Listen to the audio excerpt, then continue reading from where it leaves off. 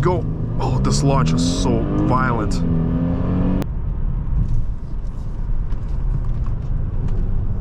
Right into the turn. Oh yeah.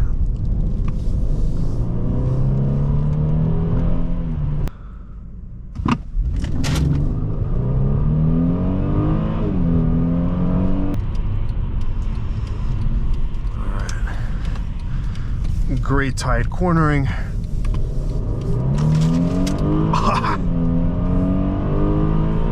It spins out beautifully.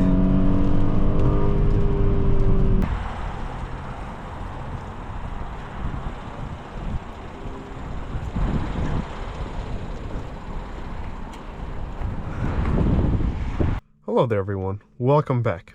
Today we are driving a 2015 Mercedes E350 4MATIC on our channel. I want to say a huge thank you to Armen over at AREN Auto Group for providing me this car. All this information will be in the right hand side of the screen. So if you're looking for a car, want to buy this one, reach out to him and use the promo code DMCarReviews to get an additional $500 off the price. But here is the key and let's fire her up. Let's go take a look outside.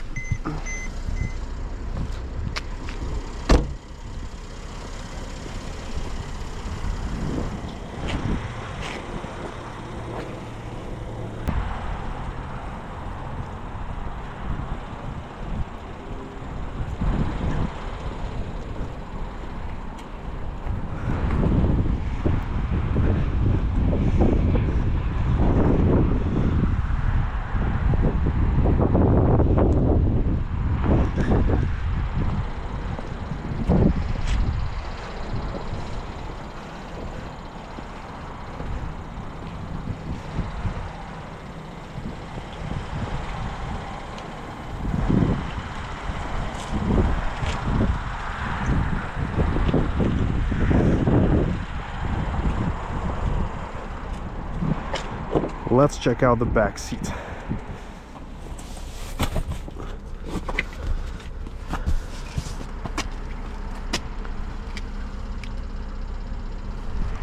So hopping in the back,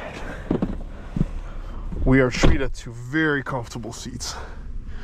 An excellent seating position, very high quality, soft to touch materials. I love the design of these seats. Got the reading lights in the back.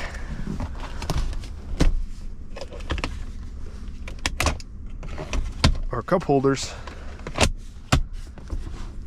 pockets, outlet. I really like the Mercedes cars from this era. They're just made nicely and they have this traditional authentic styling to them. I like the fact that they also use naturally aspirated engines too, because the new ones, the E350s, are all 4 cylinders, and I really wish Mercedes didn't stray away from their bigger displacements, because those were great engines. So here we have a decently sized trunk, a storage cubby. Let's close the trunk. Oh, it's actually automatic. That's awesome. Bam. Let's take a look under the hood.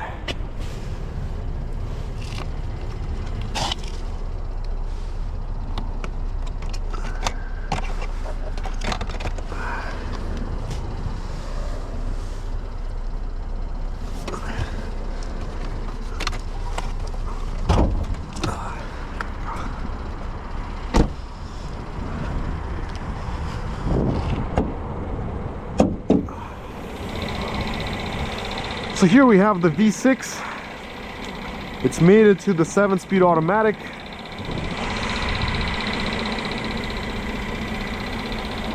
Everything here looks good and clean.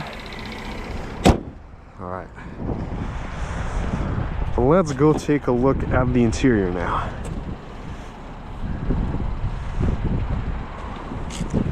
Let's jump in here. It's a very cold day today. Snow, sleek. Oh, it feels good. Right away, I gotta say I'm greeted to very comfy seats, an excellent seating position. What a great wiper layout. You can see the top wiper, but you can't see the bottom wiper. We got storage cubbies, radio, Bluetooth. We also have the navigation system that you can control through this joystick, although it's not the most intuitive setup.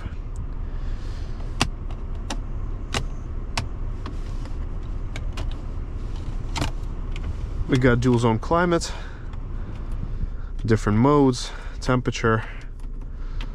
All right, I like the clock, gives that traditional authentic feel. Because now in today's modern cars, it's all just screens everywhere. But here we have these beautiful traditional gauges that are easy to read. We have the speed in the center, and you can also go through different menus here as well. We also have automatic wipers that we can put on and off. Let's do a horn test. We got a black headliner with the sunroof. All right, well, let's get going on our drive. We got the Eco and Sport mode, but we will start with the E, the regular one. Mercedes knows how to make their gas pedals right. They are so stiff, in a good way when I say stiff. Like you can feel every inch of how deep you're pressing the gas. Oh yeah. The brake feels great too. Very informative pedal. And the similar gas pedal that I've actually experienced was in the Kia Stinger that I had. It felt the same to me.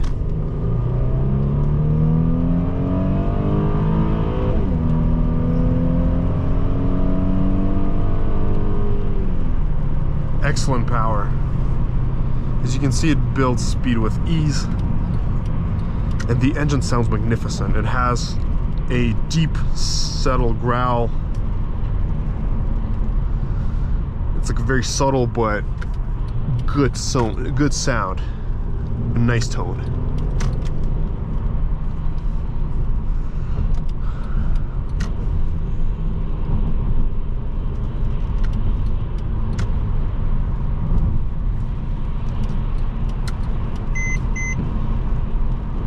Got the blind spot warning, shows us when we have a car. If you put on the blinker, it makes a sound, which I think is a great feature to have. The ride feels incredible. It is smooth, planted, but not too soft where I would be getting car sick after a while. It's exactly the kind of ride that I would want to have in a Mercedes. Plush, refined, but I can still feel the road and where I'm going and what I'm doing. Instant response on the steering wheel. The alignment here is also perfect. Car goes exactly straight. And there is virtually no noise here in the cabin. The only thing I can hear is just a little bit of the raindrops and a tiny bit of the road, but it is so hushed. Okay, come on, go. I guess not.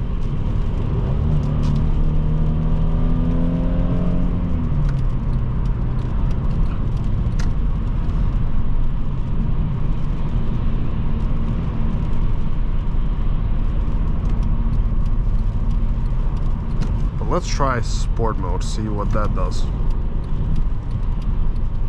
Check out the U-turn radius too.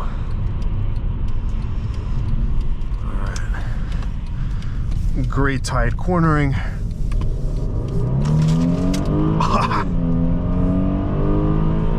It spins out beautifully. Woo. I love it. Holds the gear It's ready to shoot out. Oh, what a blast. There's plenty of torque at low RPMs. You don't even need to spin the engine much.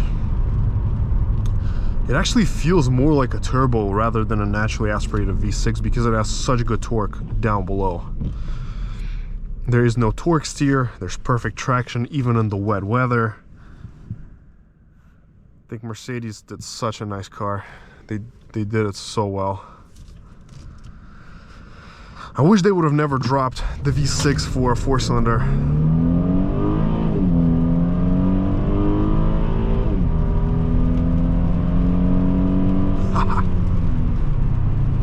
Oh, this feels great.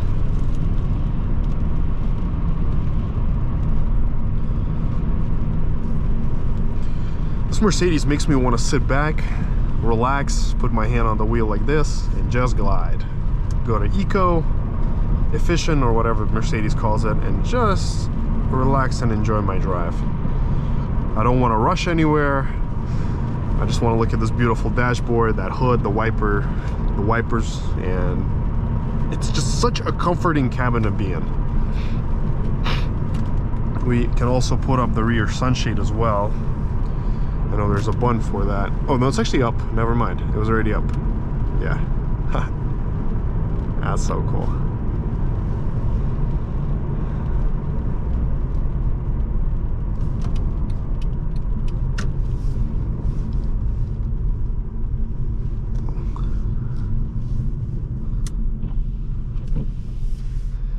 And also the way the wipers here work, there's something very cool about them. Just the way they spread out. And how one wiper lays on top of the other one. But you can see the top wiper.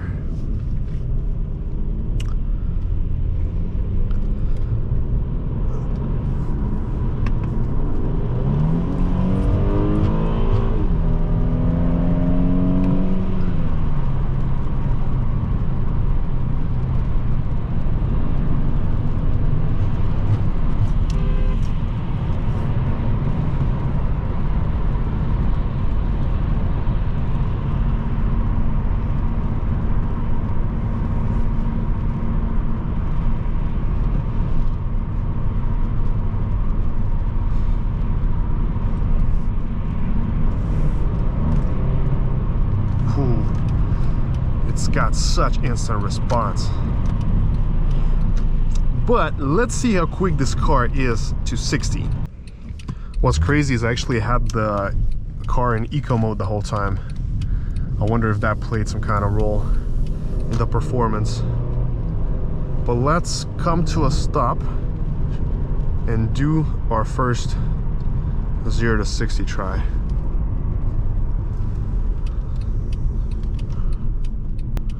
We're gonna come on here.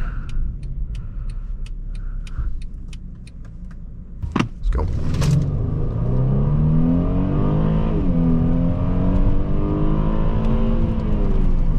And we got to 0 to 60 in 5.75 seconds. Great brakes, by the way. Started off immediately. But we will do a few more tests and see what we can do.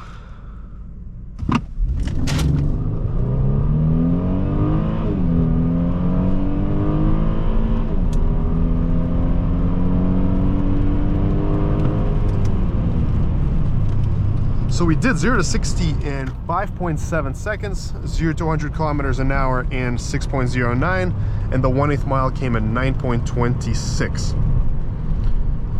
So excellent time, great result. And as you see, we left all the traffic behind us. All right, let's do one more run, shall we? We're gonna try this one more time. All right, so let's do one more 0 to 60 run. We're gonna come to full stop. 3, 2, 1, let's go.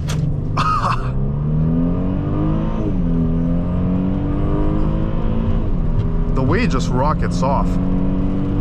And that's uphill too. We did 5.73, 0 to 60, up a 1% slope, I think a 1.5% slope or 1% slope.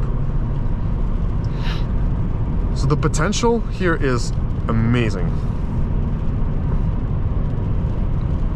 And it does it with such authority. The way it just shoves you right in and goes. It feels like a way faster car than it actually is, just by the numbers. But I am curious to see what we did on the 1/8 mile. So on the 1/8 mile we did 79.15 miles an hour. That's a great trap speed for an E350. I feel like this car is putting out way more power than is stated by the manufacturer. Because for it to be doing those numbers in the wet and trapping at virtually 80 miles an hour, this car has to have some really good power. This is not the wrong run, but let's go back. And we will actually do one more run backwards to see if we can do any better. We'll give it one more try. But I gotta say, I'm so impressed with this Mercedes. And also the speed here. It actually has an on-the-spot speedometer. So there's no discrepancy between what you're seeing on the dashboard and the GPS speed. Because in a lot of German cars, oh god, this launch is just insane. With a lot of German cars that you see, it shows an overly optimistic speed versus reality. It's so torquey. 3,500, it's pulling like a champ. I love it. I absolutely love it. This is just totally different from a E350 4-cylinder. There's no comparison between the response, the power, and the level of enjoyment that this car gives compared to any 4-cylinder. And the sound, that instant start, you're never gonna get that on the new 4-cylinder. You're gonna press the gas, you're gonna feel a delay. But let's do one more 0 to 60 and see if we can do our best right now. All right, let's come to a full stop. All right, full stop. Let's go. Oh, this launch is so violent. 5.36 and 9.01, 1/8 mile. Incredible. Incredible. 5.36 from an E350. Ridiculous. And what did we do on the trap speed? Let's see. History, drag. We did 82 miles an hour on the trap speed. 82 miles an hour. E350. I think those are absolutely magnificent, stunning results for this car.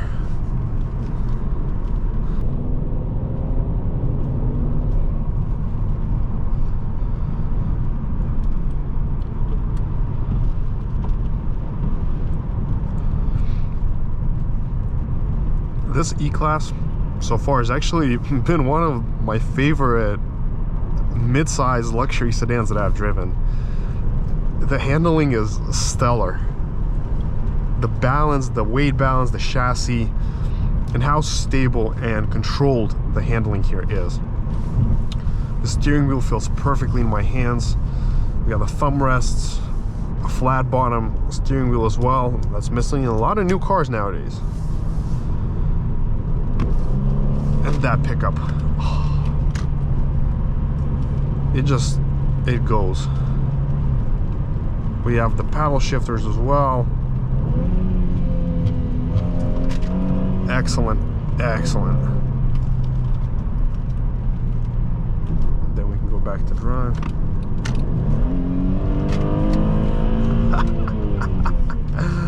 Woo! There is no body roll whatsoever. It just sits like an iron.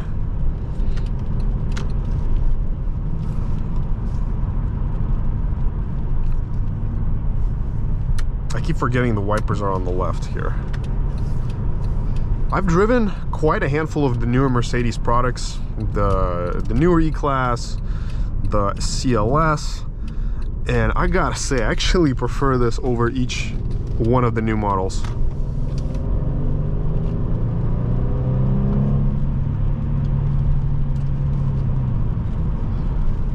It's way more engaging. It handles better. It's lighter. It sounds better. There's no delay. There's none of the turbo lag or whatever you want to call it. It's just instant. Let's take the first turn. We got the feedback of the lane keeping assist in the wheel. Opening up with full throttle. Excellent. We're coming in to the turn.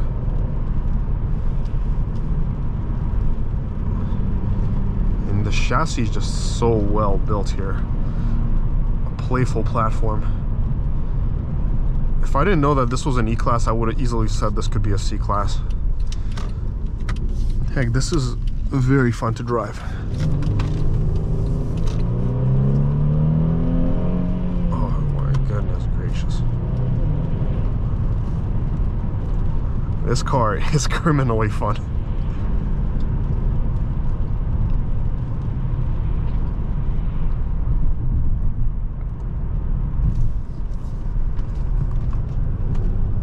Right into the turn.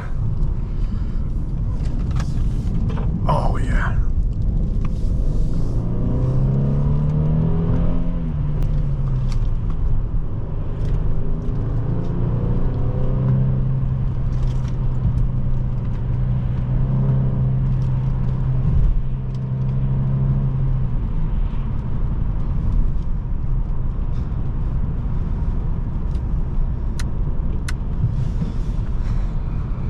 This is one of the most fun to drive Mercedes models that I've ever tried. And I would love to try the E350 just to compare and see how the V8 transforms this car. But I have a feeling in the lower speeds, at least up till 80, I don't think there's actually a big difference between them. I feel like if I were to just gun the V8, it would probably lag for a bit and then go. It'll probably also do a similar 1/8 mile time, maybe a little better. But this 6-cylinder, I think, is just perfect. It has, like I said, a great sound, and it's tuned exactly how it should be. It's on point. The transmission, the gas pedal, the engine, it's just beautiful. I want to do one more quick run. All right, 3, 2, 1. That shove is remarkable. That shove is remarkable. The first 1.5 to 2 seconds of when you floor the car, it makes you go like this, like it shoves you right into the seat. I feel like with a start like this off the line, you can smoke a lot of much faster cars that are supposedly way faster, because most of the turbo cars, the twin turbo cars, unless you boost them off a light, they're gonna have a little bit of lag off the line. But this has no lag. It just shoots out of the hole, and have fun catching it. You don't even need no launch control here. Just you press and you go. And if you want to boost it up a little more, you'll get a better time too. So magnificent Mercedes. And if they made this car today the way it is, I think it would just be perfect. There's really nothing beside adding CarPlay that you need here. Well, maybe add a touchscreen feature too, but everything else here is, again, Harman Kardon, blind spot, lane assist, auto braking. Every feature here is already present that car in 2024 has. And I'm glad it doesn't have these screens. We don't need those screens. I don't want those screens. I hate the tablets. I just want a car with real gauges, beautiful gauges that I can easily read, that I don't have to look to the right all the time, like in the Tesla Model 3, I have to look right to see my speed. None of that. This is perfect. The dashboard has no obstructions. Everything is clear and visible. We've got real handling, like real responsive handling. Like literally, look at this. This is what cars need nowadays. We don't need an iPad and everything to be electronically assisted. This is exactly the kind of car that puts a smile on your face every time you drive it. And I would love to take it for another additional drive right now because it's so much fun. I love it. Well, thank you so much for watching, everyone.